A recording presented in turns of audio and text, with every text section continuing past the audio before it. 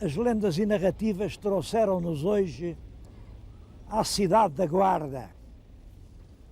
Bom, viemos à Guarda por duas razões.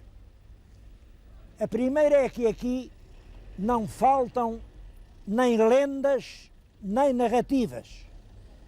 Lendas fantasiosas, naturalmente, histórias de coisas que nunca aconteceram, e narrativas. Narrativas verdadeiras, de casos reais de que lhes irei falar. Essa foi a primeira razão, a abundância de assunto. A segunda razão que nos trouxe cá são as letras que estão a ler na nossa frente.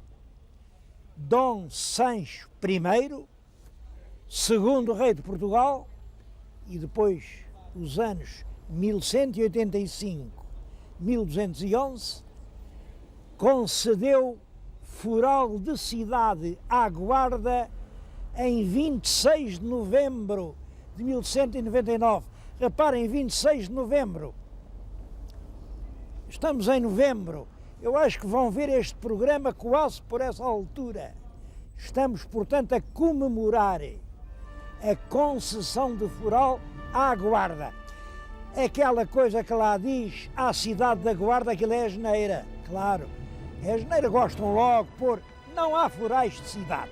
Há forais, pronto, os forais são das povoações. Agora, realmente aconteceu uma coisa. É que el rei Dom Sancho,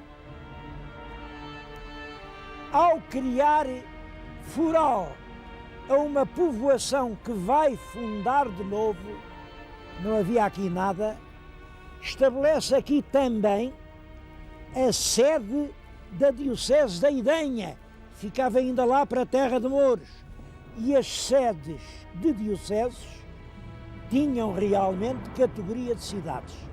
Portanto, a verdade é esta. El rei Dom Sancho funda aqui, nestas penedias de granito desértico, uma nova povoação. Vai ser a Guarda. Já agora aproveito para lhes falar neste caso do 99. Bom, queria dizer aos meus telespectadores que estou grato pela muita correspondência que mandam, quase toda a gente a dizer bem, claro, um por outro a dizer mal.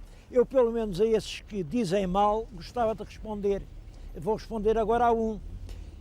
Lembram-se quando eu falei na primeira cruzada, que disse que foi no ano de 1099, que era uma data, não custava nada a fixar, 1099, o último ano do século XI. O meu telespectador diz, não é nada, então o senhor não sabe contar os séculos.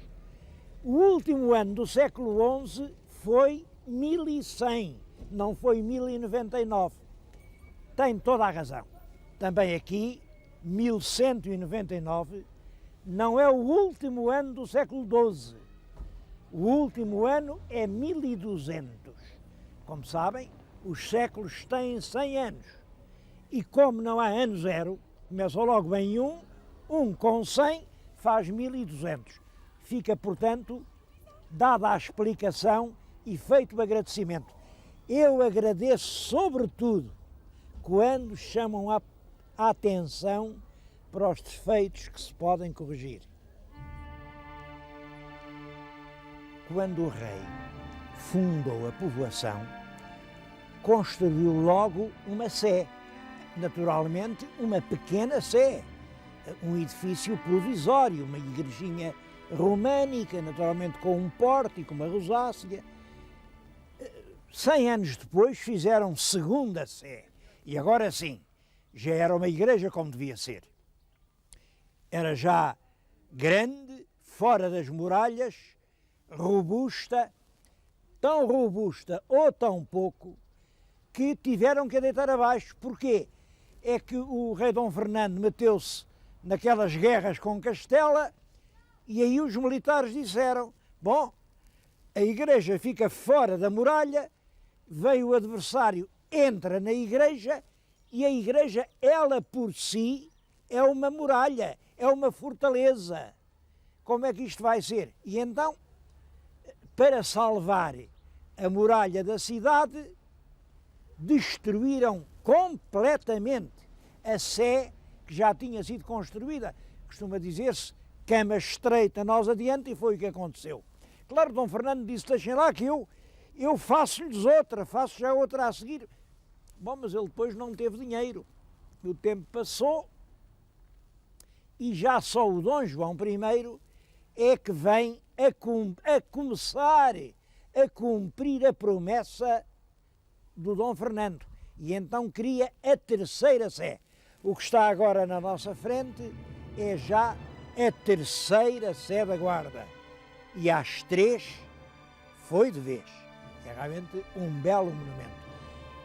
Dom João I começou, mas foi o Dom Duarte quem continuou, e o Dom Afonso V continuou o Dom Duarte, e o Dom João II continuou o Dom Afonso V, e o Dom Manuel continuou o Dom João II, e é já o Dom João III quem vem a concluir esta obra. Por isso ela ficou, como veem, com vários estilos. Ela é gótica, ela é renascentista. Até se contava uma história que é claro que não é verdadeira, mas contava-se. Diz que no dia da inauguração andava o arquiteto muito contente de um lado para o outro e dizia: aí está esse monumento, digam lá alguém que lhe possa apontar o mais leve defeito.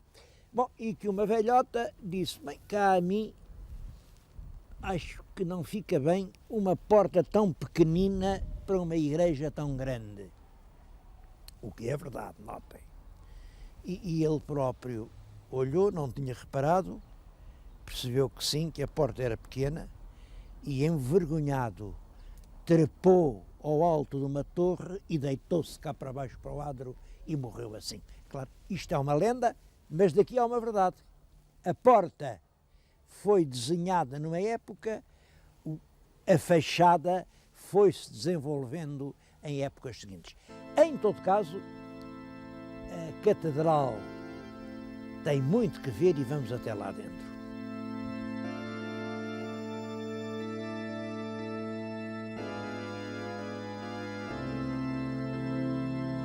Das coisas notáveis que há dentro da catedral é este retábulo. Ele conta a história de Cristo, desde a Natividade. Lá está um presépio com uma nota doméstica, carinhosa, é que debaixo da manjedoura está um cachorro. Desde a Natividade até ao momento dramático do Calvário. Vê-se a crucificação, vê-se a descida da cruz. Bom, é uma coisa realmente com muito interesse plástico. Sabe-se que é esculpido no século XVI, as figuras são de pedra de Ançã, a autoria tem sido atribuída já ao João de Roão, já se falou no Nicolau de Chantrenne. Realmente tudo quanto nós podemos saber é que é sem dúvida da escola dos escultores de Coimbra dos meados do século XVI. Se repararem bem, há ali algumas figuras decapitadas, há anjos que perderam a cabeça. Bom, foram os franceses, na altura das invasões, fizeram caserna aqui da igreja e divertiram-se a arrancar cabeças. Já agora, perguntam-me então, porquê é que as não arrancaram todas? Isso também tem graça. É porque elas são de pedra, mas estavam douradas, e naquela altura com um dourado perfeito, polido, e eles só tiraram uma ou outra para ver se não seria de ouro ou de algum metal precioso. E, como era só pedra, escaparam e ainda hoje lá estão. Aqui na Capela Mor da Catedral nem calculam quantas histórias há para contar. Eu estou junto das lápides sepulcrais dos antigos bispos. Cada um tem uma história, claro, ou uma lenda. Esta, como veem, tem em cima duas mitras, quer dizer, estão aqui enterrados 2 bispos. Bom, e diz quem? É o Dom Álvaro, é o Álvaro de Chaves, e é o Dom Egídio, é um Dom Gil. Ambos têm história. Uma lenda, o Dom Gil. Este Dom Gil foi estudar para a Itália e diz que numa noite do Natal, uma noite fria, ele estava lá, enfim, na sua casa, mas sentia saudades da guarda. E disse, bem, aqui não se está mal, mas quem me dera a mim, na minha guarda, não sabe como, aparece logo ali um sujeito, ele devia ter percebido que era o diabo, mas não percebeu. E disse, tu queres ir para a guarda? É para já, olha, se tiveres coragem, abre aquela porta. Bom, e ele foi e abriu a porta. Agora desce essa escada. E ele desceu a escada. Agora monta-te nesse cavalo. Estava um soberbo cavalo, bem ajaezado. Ele monta no cavalo, o cavalo rompe num galope doido por esses céus, e quando ele deu por ele, estava aqui à porta da Sé, e os cônegos, os senhores cônegos, estavam aqui sentados à volta e viram todos o bispo Gil entrar com o seu hábito cheio de neve e vinha a sacudi-lo e a dizer, vocês nem imaginam, não imaginam como esta noite nevava nos Alpes. Bom, é claro que como o bispo não vinha de avião, obviamente, isto significa que ele se deixou trazer pelo demónio. Pelo demónio. Imaginem um bispo a ser trazido à sua sé às costas do demónio. Também por isso, não durou muito tempo. Morreu logo no ano a seguir. E ficou aqui a lenda de que, quando um bispo se deixa convencer pelo demónio, não vai longe. O outro, que também cá está, o Dom Álvaro de Chaves, esse não é lenda, esse é verdade. Esse é verdade. Esse veio para cá, vivia no Paço Episcopal, tinha um criado, mas o criado, ninguém sabe porquê, uma bela noite, cozeu todo de punhaladas. E o bispo apareceu morto de manhã. Imaginem. Por isso, lembram-se quando a gente passou por Porto Alegre e eu lhes contei aquela história do Dom Jorge de Melo que dizia, eu daqui não saio, não vou, e não saiu de Porto Alegre e lá está. A razão que ele dava era esta, eu não vou para uma sé onde matam os bispos às punhaladas. Bom, realmente não veio e aqui também é curioso. Este homem que foi cozido às punhaladas tinha vindo para aqui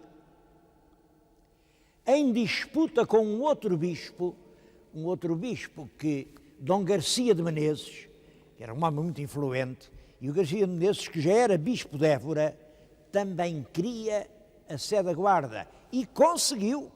O rei tirou daqui o Álvaro de Chaves, escreveu ao Papa, tudo isso existe, e colocou cá o Dom Garcia de Menezes. Mas sabem o que aconteceu também ao Garcia de Menezes? Morreu no fundo de uma cisterna do Castelo de Palmela, com peçonha que el rei Dom João II lhe mandou ministrar. Pelo menos é isso que se diz. Bom, depois destes bispos, é a seguir que vem o Dom Pedro Gavião. Quem entrar aqui na catedral vê ao lado uns belíssimos escudos que têm umas armas com pássaros. Aqueles pássaros são gaviões. Foi o Dom Pedro Gavião quem acabou de construir esta igreja. E a seguir ao Dom Pedro Gavião, quem foi nomeado para aqui foi outro prelado de nome, nem mais nem menos que o infante Dom Afonso, irmão do rei Dom João III. Por sinal que foi nomeado quando tinha 7 anos. 7 anos, nomearam-no bispo. É claro que nomearam e disseram, bom, mas enquanto não atingir a maioridade, ele não pode tomar conta da diocese, etc, etc. Apesar disso tudo, essa nomeação do menino de 7 anos para bispo da Guarda, é claro que escandalizou os fiéis. E foi nessa altura que o Gil Vicente, na corte, representou um auto em que aparecia um palhaço a dizer: sem saber ler nem rezar, vi fazer bispos que pasmo, e nem sei conjeturar como se pode enfiar mitra em cabeça de asno. A propósito de mitra, reparem naquela mitra. Depois, por debaixo, tem as armas reais de Portugal, as 5 quinas, com as de Castela. É que este bispo, Dom Nuno de Noronha, era descendente, por um lado, dos reis de Portugal, por outro, dos reis de Castela. E foi um bispo notável. Ele, como diz aqui, morreu em Castelo Branco, mas fez aqui obras muito importantes na cidade da Guarda, entre outras, o seminário.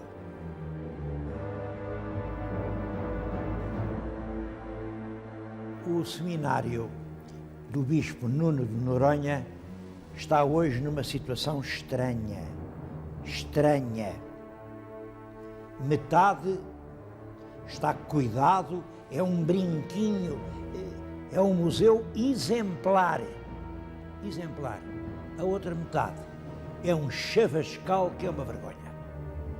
Eu confesso, nunca vi uma situação destas.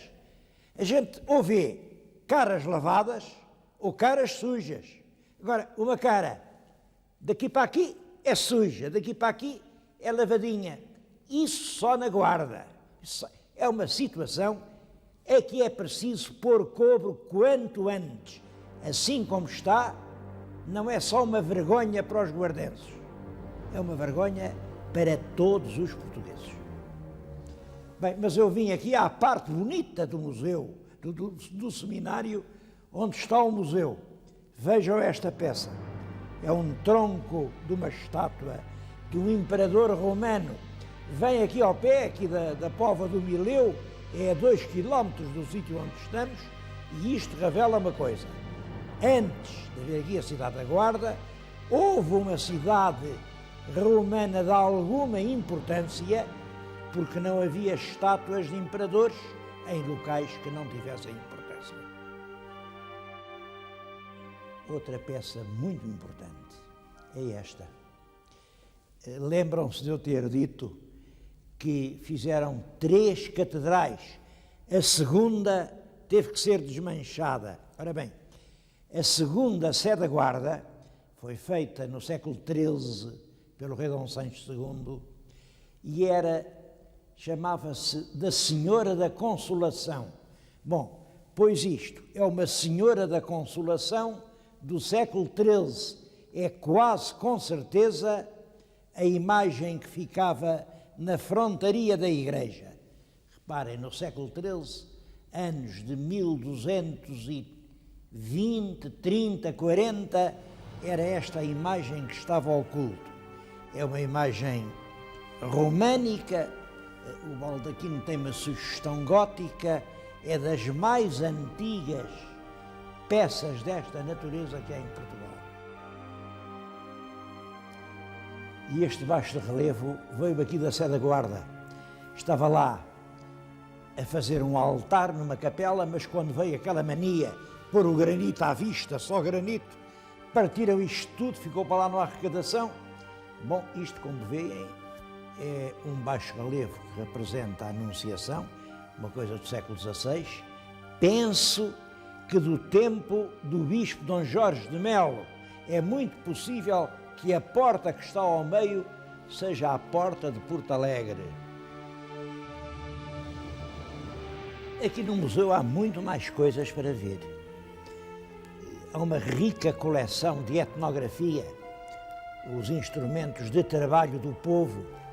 Há uma bela coleção de pintura moderna. Há aí quadros do Eduardo Malta que são uma beleza. Eu acho que só uma visita aqui ao museu justifica uma viagem à Guarda. Eu não tenho tempo para lhes falar de tudo isso, mas não queria deixar de prestar uma homenagem à memória de um poeta ligado também à Guarda. Ele não nasceu aqui, nasceu lá para o Porto, mas viveu aqui a vida inteira. Augusto Gil. Estou a falar-lhes na mesa de trabalho em que ele compôs os seus poemas. Esta era a caneta com que ele escrevia. Estas eram as coisas que lhe eram mais agradáveis. O próprio cinzeiro, ele fumava muito e morreu cedo. Queria-lhes lembrar versos dele. Vem-me à cabeça um que, quando eu estou a falar, lembro muitas vezes disso. Sabem que quando se fala, parece que as palavras dizem tudo. Não dizem. Quantas vezes a gente tem uma emoção, queria exteriorizar, queria dizer, mas as palavras são frouxas, são fracas, não dizem. Ora, eu acho que o Augusto Gil traduz de uma forma muito bela esse sentimento da insuficiência da palavra. É um poema que se chama exatamente A Bárbara Palavra, e diz assim: como a palavra é bárbara e ronceira, mísera e mesquinha, é nela como a moenda na peneira o pensamento por mais alto e belo. Cai a farinha, fica o farelo.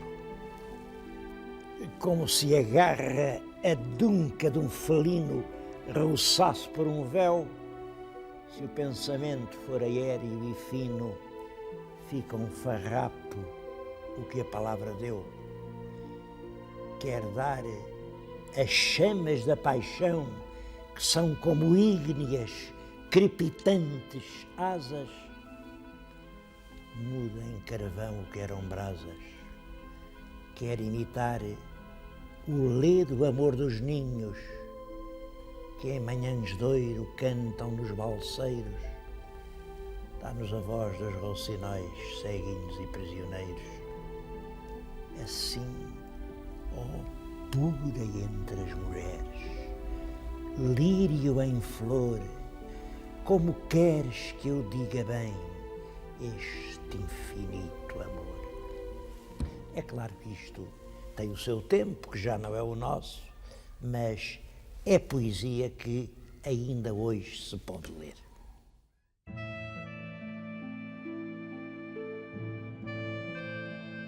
Para o rápido desenvolvimento da vila fundada pelo rei Dom Sancho, contribuiu uma comuna judaica que aqui esteve instalada desde o princípio. Penso que a essa comuna se deve o facto desta região ser desde cedo uma fabricante de tecidos. Eles vieram para aqui por causa da lã dos rebanhos e também por causa dos metais. Ainda hoje há um centro judaico com uma antiga judiaria, locais com inscrições em caracteres hebraicos, e tudo isso tem interesse. É realmente interessante o centro histórico da cidade da Guarda. Eu gostava também de lhes dizer que é um lugar bem conservado, bem estimado. Infelizmente não o digo, porque se o dissesse não estava a dizer a verdade.